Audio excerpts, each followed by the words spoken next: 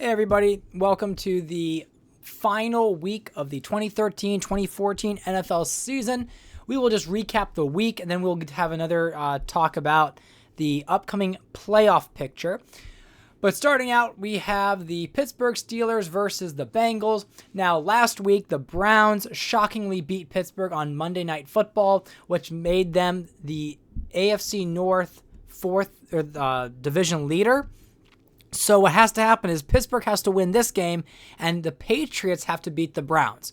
So Pittsburgh took care of business on their end. We see 38-21. Big Ben, 3 TDs, 246 yards. Osweiler, 3 touchdowns, that 1 interception. Pretty pitiful running game. 74 yards from Todman, who had only a few carries. He had a big breakaway touchdown near the end just to pile on to their victory. Lamar Miller with 63 yards and a touchdown. So Pittsburgh takes care of business, goes 7-10 on the season, and that, my friends, can be the AFC North Division winner right there. I am going to jump all the way to the Browns game, where the Patriots, who've lost the Bengals and so many other crappy teams, beat the Browns. And now the Browns did not have Terrell Pryor. Pryor got injured in the Pittsburgh game, so it was Vince Young who had to come through for Cleveland, and he did not. 3 interceptions. He did have a passing and a rushing touchdown, but Brady ends the season as the league leader in passing with 375 yards in this game, 4 TDs and an interception. The Patriots are not going to the playoffs, and neither are the Browns. So the scenario worked out for Pittsburgh. They are the AFC North Division winners. Then we've got the Titans versus the Texans. This was a weaker game for the Titans, obviously. We were playing more safer, but that did knock them down the rankings. They would have been they had a chance for being number 1 seed, but they are still the 2nd seed, I believe. And so we have they're the 3rd seed. We gotta double check that. But they were up there, but they instead of going 12-5, they are 11-6. Houston played Nathan Enderle. So he's a 25-year-old. This is his 3rd season. Got the start, and he got the win. CJ Spiller on 135 yards. Big game for him. Texans end 8-9, which is maybe better than expected. However, they were in a division that they were hoping to maybe make the wild card, but failed to do so. Then for the Falcons versus the Saints, Peyton Manning played 1 half of the game, and then we pulled the starters. We see Manning with 158 yards and a touchdown, beating rookie Geno Smith, who beat the Falcons a few weeks ago. But this time the Falcons get the win, which propels them to the 2nd seed in the NFC. You see Larry Fitzgerald, 90 yards, 1 touchdown. Steven Jackson, who was signed when there's a lot of injuries to the running backs, but Le'Veon Bell gets hurt for 3 weeks. So big loss again. He's been hurt a lot this season, but Steven Jackson, the veteran, has shown potential to be that lead back for them into the playoffs. Then we got the New York Giants and the Carolina Panthers.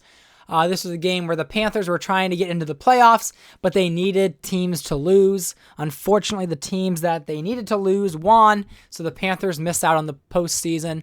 But Flacco, 160 yards, 2 touchdowns, 51 yards by Booker. And then Palmer played this game. I meant for Matt Barkley to play. He played last week, but I forgot to change it, so I just left it. Kind of saying that maybe Matt Barkley had a practice injury, so they just kept him out for it. So Palmer gets a loss in his final game as a Giant. He most likely will be hitting free agency as they move on with Barkley. Then you had the Bills and the Jets. The Jets trying to get a higher seed in the postseason and secure that 5th seed. I think if the Dolphins lost, there might have been a chance they could have had a shot at the division, but we have Phillip Rivers playing instead of Alex Smith. We have Andre Brown instead of Clinton Portis, and Jarius Wright, Marcus Wheaton, all filling in at wide receiver because I benched all the starters for the Jets. And despite being the second-man team, the Jets come away with that slight victory over the Bills. I think the Bills almost had a chance to win, and they failed the 2-point conversion. But Kareem gets 2 touchdowns. We see E.J. Manuel, the rookie, with 271 yards. And in this reality, Manuel is not a first-round pick. He was picked in the second round, so he's not that big of a bust yet. Jacoby Jones, 129 yards for Buffalo. Then the Miami Dolphins, again, if they lost, the Jets might have been able to maybe overstep them in the standings and for the division. However, against the Ravens are garbage, and they were garbage again. We have Kaepernick instead of Eli Manning for this final game. Kaepernick was not able to pull it off. Got 2 touchdowns rushing, 40 yards rushing as well, 125 yards for Demaryius Thomas. Whereas the Dolphins had a very solid game, just trying not to get injured heading into the postseason. Then you look at the Patriots-Browns. We already talked about them. Then you have the Minnesota Vikings with likely the MVP, Robert Griffin III, with 4 touchdowns, 286 yards. They needed this win to secure their playoff hopes, and they do. Michael Vick with 167 yards, a TD, and an interception, 6 yards rushing. Nothing spectacular here. But, yep, RG3 having a great season and one that is very special. Then we've got the Rams versus the Cardinals. Andy Dalton puts together a great performance here, 207 yards, 2 TDs. Average running game from the squad here with Beanie Wells and Darren Sproles. Mike Wallace having a solid game, 72 yards. This gives them the number 1 seed in the playoffs and the first round bye. The Rams trying to keep up, trying to maybe get that final win at the end of the year. Just not enough for Andrew Luck. Then you have the Chiefs nearly beating the 49ers. And had they beaten the 49ers, I don't know if they would have been able to knock them out of the playoffs. They might have. I think they might have had the tiebreaker over like the Panthers. But we see MJD and Breeze. They came down the field. I think it was like 20-14. And it was a late score touchdown, giving the 49ers that extra point go-ahead score. As they had the 2 field goals by Suckup. But the 49ers, they get the win and they secure their playoff seed. Then you have the San Diego Chargers versus the Seahawks. Another game where we started with the starters and then we pulled them. We were trying not to lose because the Chargers wanted to secure their playoff spot. And in doing so, going 11-6, they get past the Raiders and the Broncos, and they are the 2nd seed in the playoffs. But Aaron Rodgers having a solid performance. Arian Foster heading into the postseason. And then for the Chargers, they're still waiting for Holmes to come back from injury. Hopefully they get him back if they're in the AFC Championship game. As for the Seahawks, it was Mike Glennon just having a mediocre game. I think he's out for the year. Yeah, Marshawn Lynch is out. So Leslie was filling in, got 30 yards. Nothing special in that game. Then we had the Colts versus the Jaguars, and I got to tell you, Colt McCoy came through this season. Even though they only went 8-9, it's not really his fault.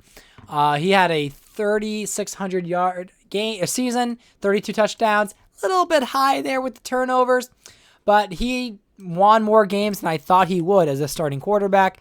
Kirk Cousins has had a pretty rough year when he's played. He got 12 interceptions to 8 TDs. We will see if there's a way to upgrade the Colts' quarterback room, we will. But Cousins is the expected starter next year to have a full season. But they might make a move for a quarterback like Matthew Stafford, who likely will be hitting the free agency market as the top-tier QB needed. We'll see if that stands. Then we have the Raiders and the Broncos. And I was hoping the Raiders would come away with the victory here. But once the game started to get out of hand, I just said they've already clinched the playoffs. So I put David Carr in. David Carr got hurt, so I put Renfree in. He couldn't complete a pass. Julio Jones gets 141 yards. They are down on tight ends. They have like 2 tight end injuries. Really rough go for them. But the Broncos came for it, man. 233 yards, 1 touchdown, 107 yards from Bradshaw. Broncos overstepped the Raiders. I think the Raiders fall to the 7th seed or something like that. We'll double check the seedings after this. And then we have the 30 points by the Cowboys and the Eagles. They all played their backups because they are the 4th seed in the playoffs, and they were not going to lose their division. So I decided they're not going to make a play for 3rd seed, even though if they won, they would have been 11-6. I don't know how that would have played out with the rest of the standings, but I decided Thad Lewis gets his chance. He almost did it, but 101 yards by Peterson. A solid no turnover game for Russell Wilson. And then you have Bernard trying to get some handoffs as opposed to Frank Gore. We see Mariani, Decker, Clay all getting the receiving yards for the Eagles. But Dallas ends with their first winning season since they made the playoffs back in like 2007. Has not been good for them. They still missed the playoffs, but we see progress finally. It's not 7-10 and 6-11. They finally have a winning record, so good for Mike Shanahan. Then we got the Chicago Bears falling to the Lions. Campbell did get injured for that game, but he'll be back for the playoffs. When Campbell's in, they do well. When Cutler was in, they didn't. Even though Cutler did take them down the field and score the go-ahead touchdown with about 30 seconds or 24 seconds left, but I got to tell you, Tannehill, like a madman, led the Lions down with a touchdown to, I think it was Todd Heap. No, it wasn't Todd Heap. It would have been just a bomb down the field for the game-winning touchdown. And the Lions scored with no time left. Great game for the Lions. Wonderful season for the Lions.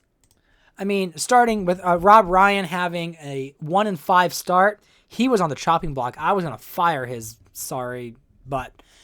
But then he ended up coming up with a 11-1 end of the season to make the playoffs. Just crazy. Good for the Lions. Definitely made a name for themselves this season, and we'll see how they do in the playoffs. And then on Sunday Night Football, we have the Buccaneers trying to go 10-7 to be in the playoff picture. And then the Green Bay Packers with Matt Stafford with 302 yards, 5 touchdowns. The Packers will try to retain him, but I think Stafford will want to explore his options because the Packers have been garbage. And then we have Antonio Brown with 94 yards, 3 touchdowns. And those are the games of the week. Impact performers, we see Stafford, Brady, RG3, Tannehill, Rivers, all performing very well as quarterbacks. Running backs, we see a good spread there. For the running games, Bradshaw coming through for Denver. Solid receivers there. Defense, if you care to see them, Darryl Tapp having some good plays there. 2 sacks for the Browns. Surprise performers, Brock Osweiler made it. Steven Jackson, 6'7" overall, getting 119 yards, 2 TDs. Patterson had a good rookie final game to his season. Hunter, Manuel, Austin, and Wheaton. Weekly leaders, we got 5 touchdowns by Bradford, 375 yards by Brady, 135 yards rushing by Spiller. We have 5 rushing touchdowns for... Oh, did he have 5 rushing touchdowns? Did I miss that?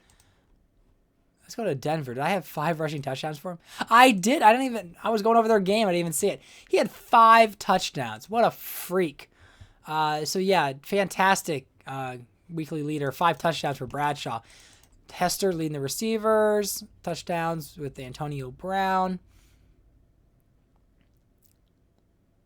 Polamalu got a pick 6 against Tom Brady. So that was pretty cool for Cleveland. Some of the injuries. So, yeah, here's the playoff picture. As you can see on the screen, we've got the Oakland Raiders versus the Chargers. This is going to be an interesting matchup here. Chargers are the 2nd seed. Oakland's the 7th. So, division matchup.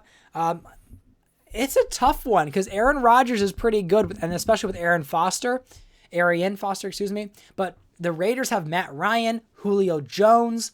That's a tough pairing to go up against. So, let me know who you think. Oakland or San Diego. Then you got Denver versus the Titans. So Bradford, AJ Green, and then Ahmad Bradshaw versus Tavares Jackson and that stellar receiving core with Greg Jennings, Matthew Slater, and Brad Smith, who broke out this season. Let me know who you think is going to win between Denver and Tennessee. Then the New York Jets and the Pittsburgh Steelers. Now, this one, the Jets are 11-6, Steelers are 7-10. So the Jets are likely the favorite, even though they are the wild card team, but they play so much better. Alex Smith, Clinton Portis, Percy Harvin versus the likes of Ben Roethlisberger, Lamar Miller, Tomlinson, that kind of older running, or that Lamar Miller is younger, but weaker running back core compared to Clinton Portis. They also have got like Emmanuel Sanders. They have Michael Floyd, Keenan Allen. Pittsburgh could come through, and that'd be a surprise. But again, you make the playoffs, anything can happen. Then you have a battle I wish wasn't in the first round. That's Breeze versus Manning.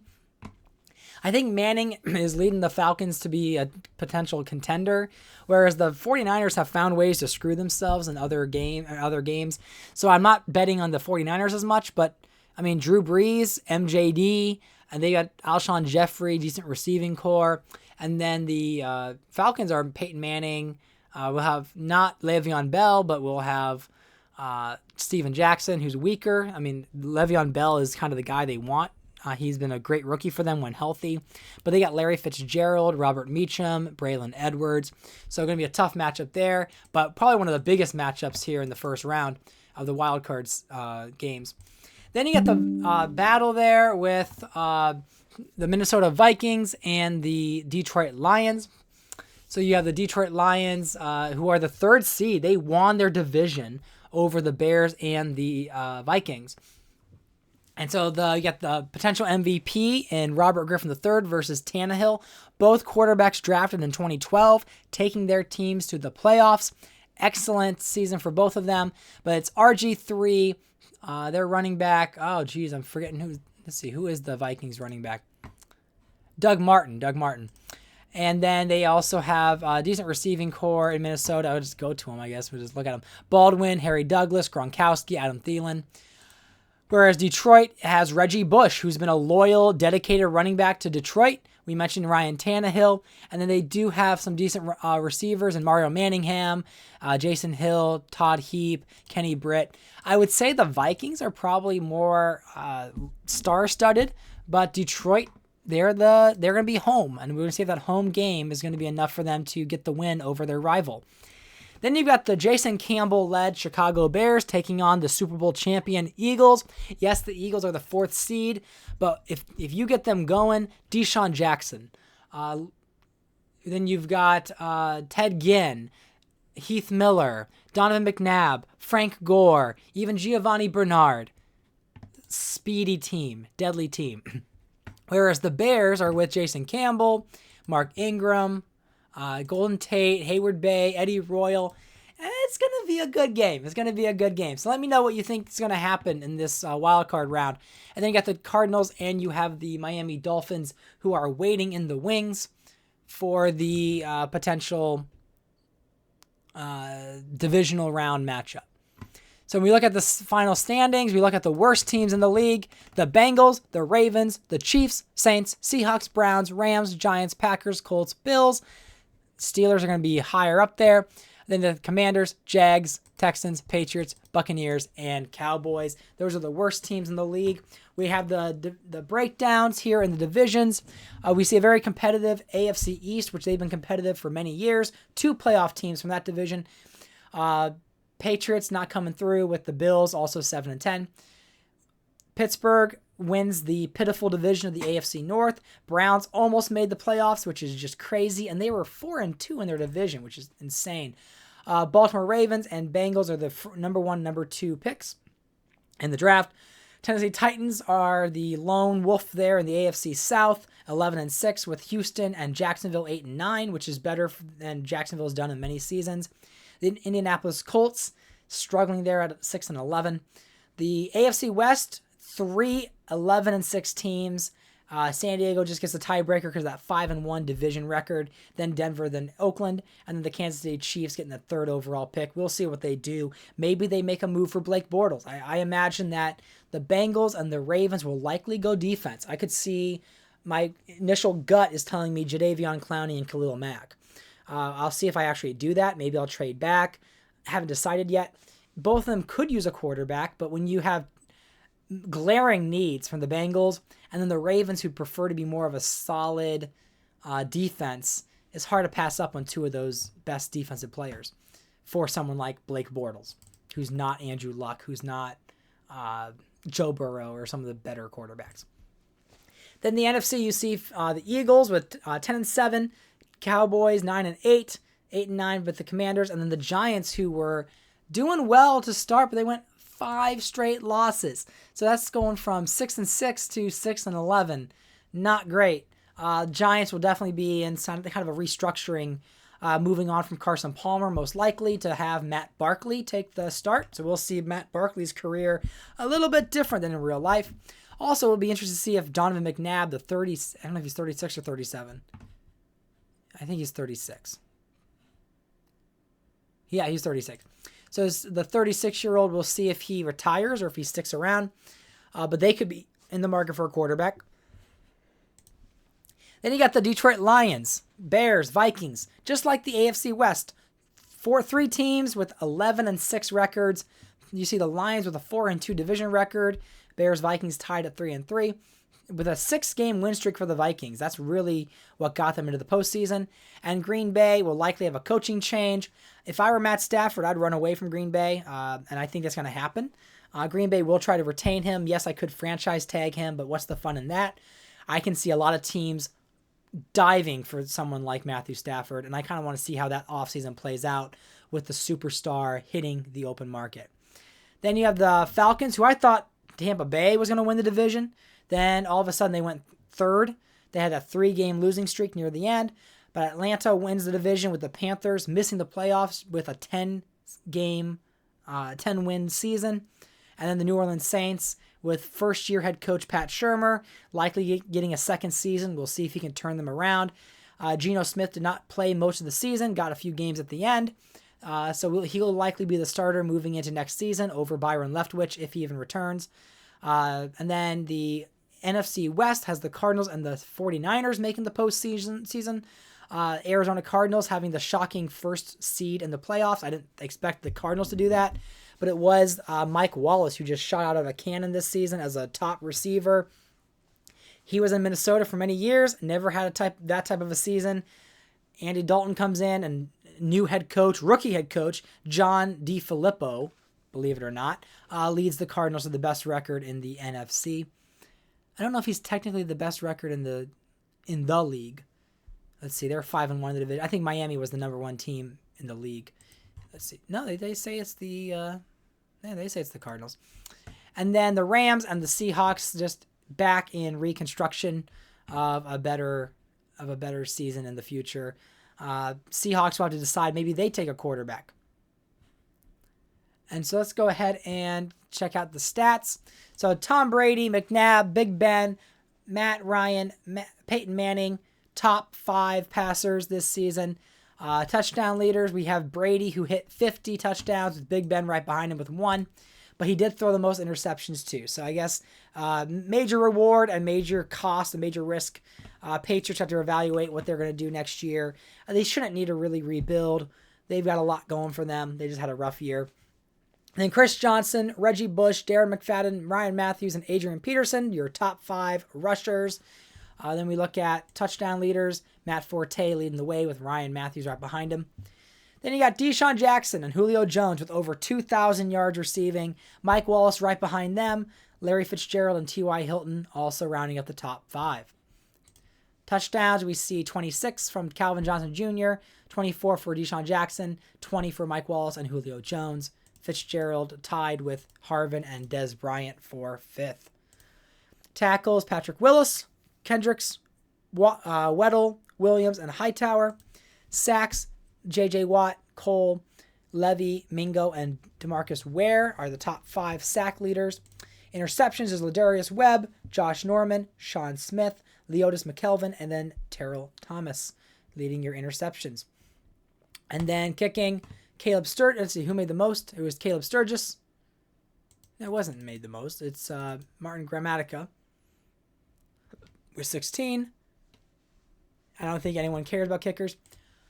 As for rankings, it was the Eagles, the Falcons, the Raiders, the Giants, and the Vikings top 5 offenses. Top 5 defenses are the Falcons, Broncos, Bills, Cardinals, and Ravens. So it makes sense where the Cardinals defense carrying them to victory. Then you got the Seahawks, the Bills, the Chiefs, the Saints, the Texans, bottom 5 in offense. And then it was the Jets, Bengals, Eagles, Browns, Giants for worst defense. So thanks for watching the video. Let me know your prediction for the playoffs, and I will see you for a playoff wildcard video coming up.